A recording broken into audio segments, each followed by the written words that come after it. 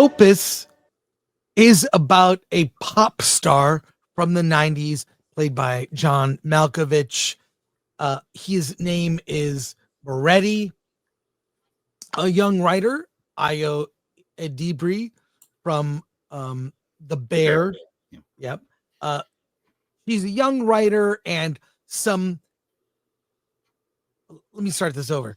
Moretti is like this pop star that is legendary, kind of a very mysterious person, like a kind of a like David Bowie type of character.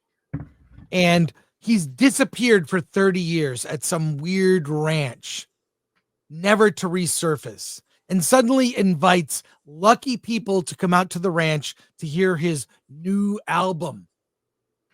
So Io Adibri, who plays Ariel Ecton, is one of the lucky people invited. It's kind of almost a Willy Wonka and the Chocolate Factory. People are plucked and selected by Moretti to come and for a private listening of his new album at the ranch. And things are not quite right. It's this beautiful, opulent ranch, like a spa getaway in the middle of the desert. It's surrounded by a gate, so it's closed off from the rest of the world. He has fans outside hoping for a glimpse of Moretti. And when these journalists and people from outside are brought in, there's like 6 of them. It gives that Willy Wonka feel. And much like Wonka, things go awry within the ranch. We finally meet Alfred Moretti, played by John Malkovich, who is as weird can be.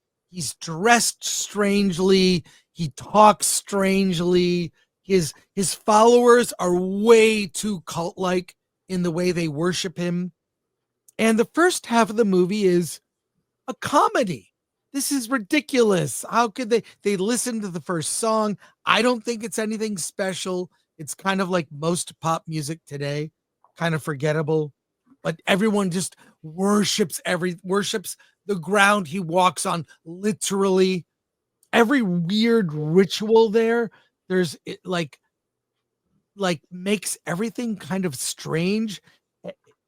Everyone is kind of off in terms of, they're asked to, for example, dress a certain way. They're asked to trim their pubic hair, all the guests.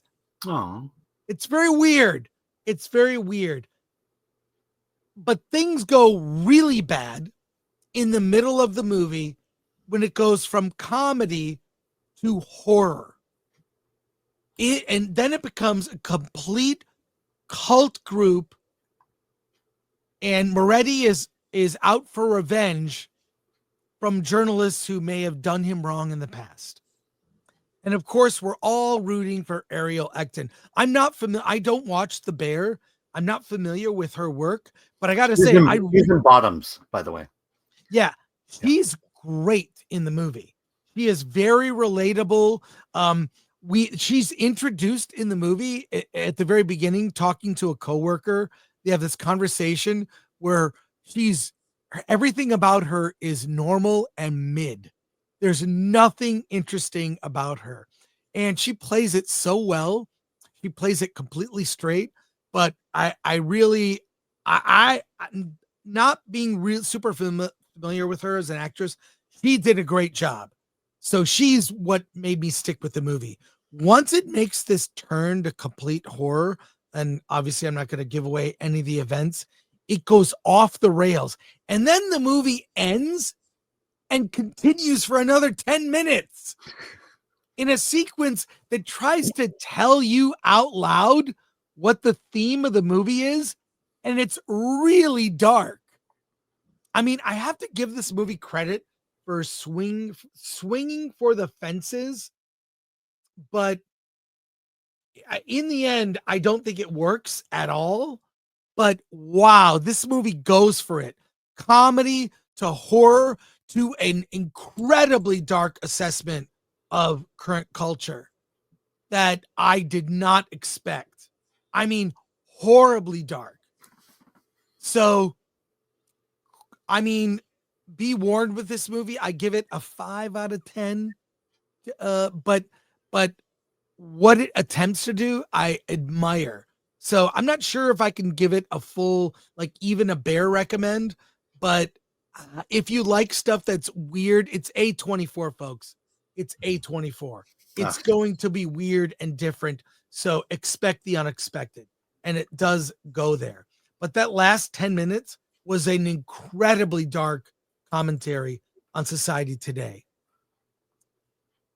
Let's go to your comments. I just want to say, but it seems like Oh, wait. Ari Aster makes these great movies, and then people try to copy it. And when I saw the trailer, it just felt like that this was a copy of Midsummer, or trying to be something like that. It's elements of Midsummer, maybe, but a little elements of Willy Wonka. Yeah.